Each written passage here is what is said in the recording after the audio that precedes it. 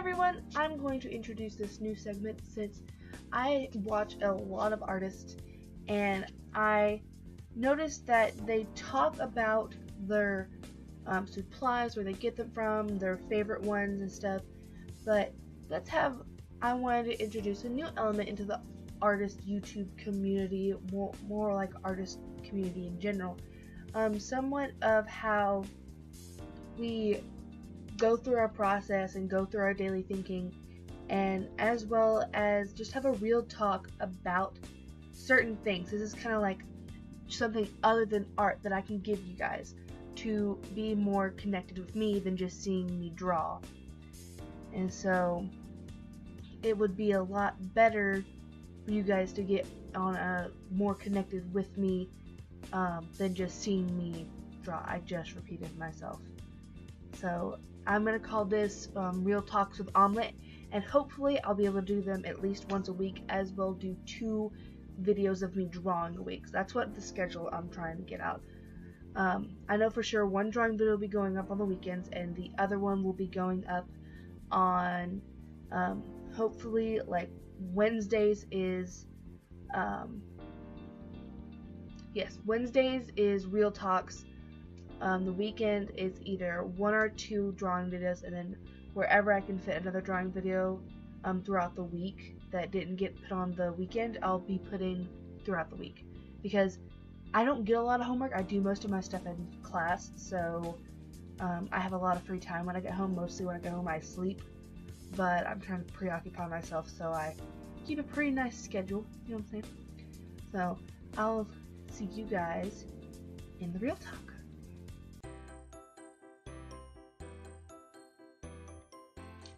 Welcome to the cut. Welcome to the first Real Talks with Omelet. Now this is kind of like, again, from like the previous clip that you just watched in this video. It's just sort of a way for us to connect more than just watching me draw. It's just for us to, you get to know me, see my face. If you don't want to see my face, we could make arrangements. Anyways, this is gonna be 15 questions, but I didn't pick 15. I picked 11 of them because the other ones are kind of weird. They were just too weird for me. I couldn't answer them. I was like, no.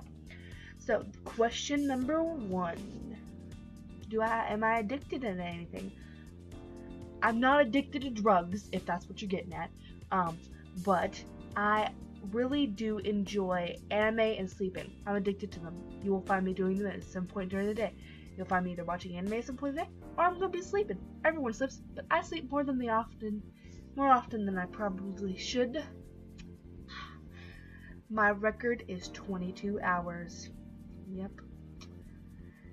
After I stayed up for I would stay up for 6 hours, sleep for the rest of the day, and then it just got like so mentally exhausting to do that I just slept for 22 hours and then woke up. I was like, alright, I'm good to be up now.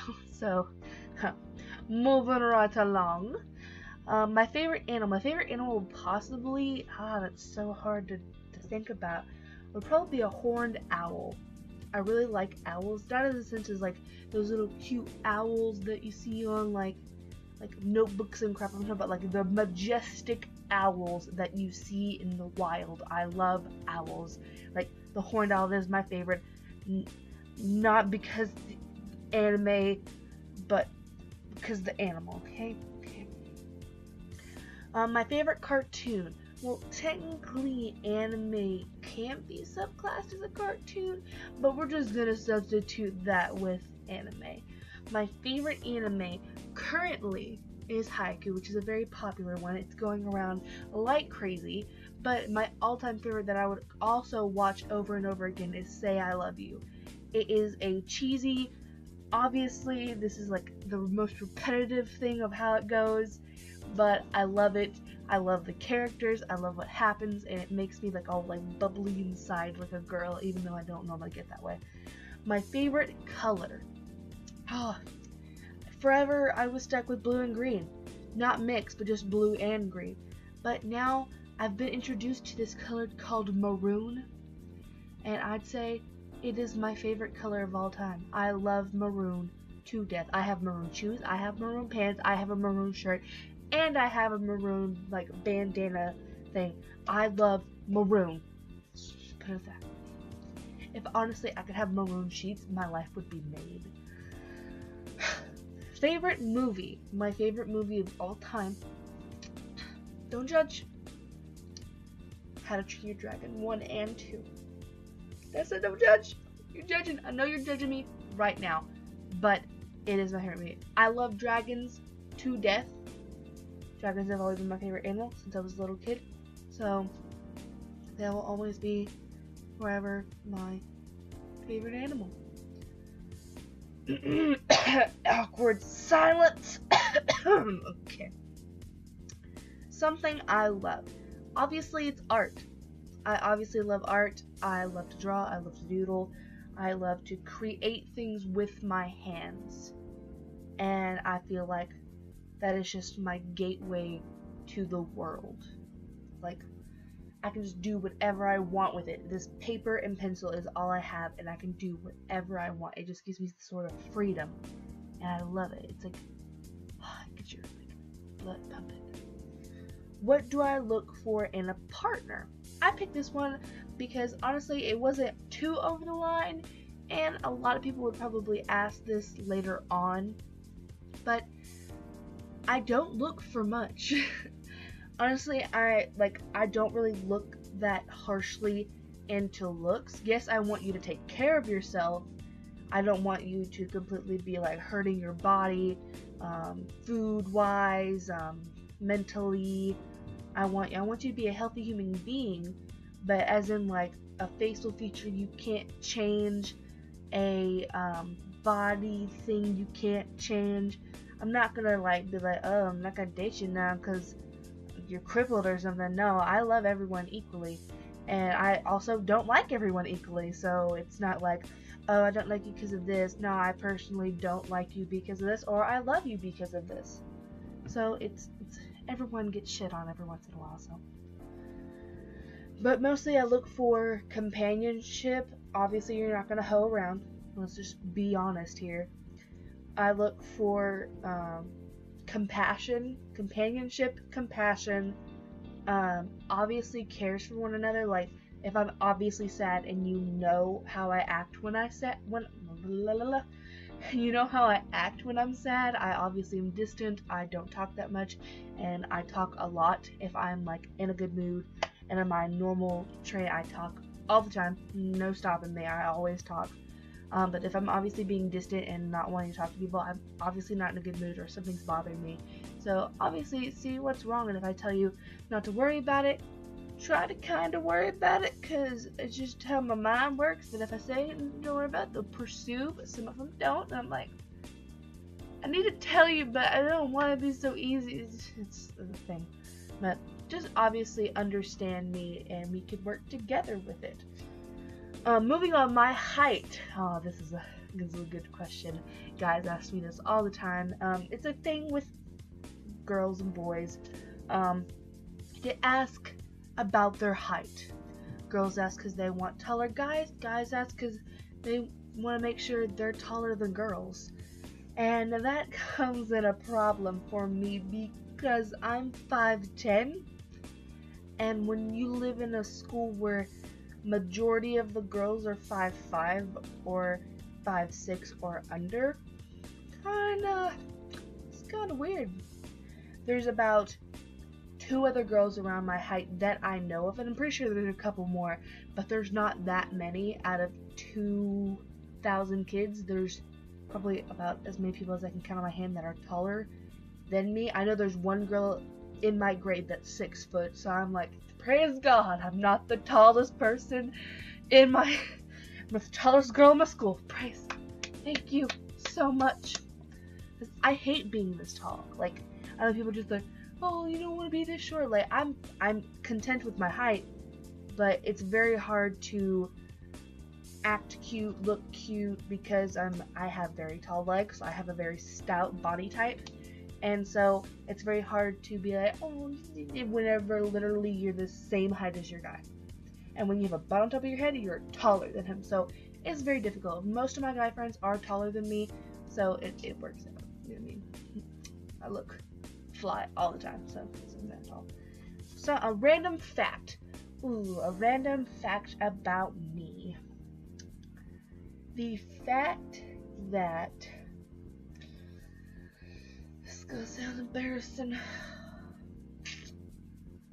Whenever I was in about either 8th or 9th grade, we have our gym. Like, let me draw you a map so you can kind of see what my junior high school looked like. So I'm just going to use half the page here. So we had a road that came up and made a loop-a-loop thing, and then we have the school, which is this box. You can't see it, but you're about to see it. And it also came over here with the parking lot, and there was a bus lot out here in this bigger colored-in circle. And then there was a pathway to the smaller polka dot building is the gym. And then there's a like roundabout for buses. That's the donut. Okay, I'm getting somewhere with this. Now there's obviously where the here's my drawing. So that is the bus lot. That is the school. This is the school. That's the park. This is the parking lot. That's the bus lot. This is all like grass and crap. The polka dotty dice looking thing is the gym. And so obviously there's going to be like a ledge, like to go from like sidewalk to asphalt. And so I'm so tall, and in my quirky days, I'm like, they're like, alright, we're gonna run around the bus lot and do some exercise stuff. And so I'm like all chill, like, oh whatever, going like halfway jog, let's do this. And so I go, and I don't know what happened. I don't know if I tripped over myself, I don't know if I stepped off wrong, but I like stepped off, face planted onto the ground, skinned half my face. It was so bad. Oh my god, there was like cuts all over my face. Like, it weren't bad, but I mean, like, it hurt. Like, you know how like a paper cut hurts worse? It's like whenever you skin your knee but on your face, and like, but you like don't like hurt your knee, you just like barely graze, like you just graze that skin off. That's what I did to my face, and it hurt so badly. I had to wear an ice pack on my face for the rest of the day, and I had gym first period, so for the rest of the day I looked weird and deformed in the face. So I was like, I can't see it in his eye because it's covered up by the ice pack. I can't do anything because I have to hold it with my right hand, and this is really bad. So that the next one, my favorite song. Oh, it's the last one. My favorite song. It's number 11. I was not counting off. Number 11. My favorite song.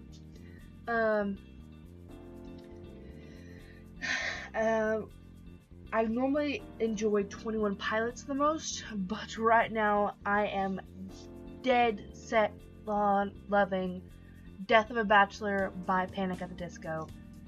Like, I wasn't, like, as a young 7th grader, I was not into Panic at the Disco or stuff like that as much. Like, gonna listen to it repeatedly. I would just hit Pandora and was just like, whatever I like, whatever. But the new Panic at the Disco, I love 10 times better than the old one. I'm pretty sure people are gonna hate me for it, but I just the voice and like the difference, and it's not just the same thing. It has like a good story to it. It has a good meaning behind it. You can obviously hear if you listen to just the lyrics, which are clear to hear. You can tell that there's something meaningful in it, and it's like, it just melts in my ears, and I'm like, oh yes. Thank you guys for watching. I highly appreciate it. I appreciate you watching my videos. I appreciate you looking at my face and enjoying my content. I hope to see you guys in future videos, and I hope you go watch past videos. And I'll see you guys on the flip side. Omelet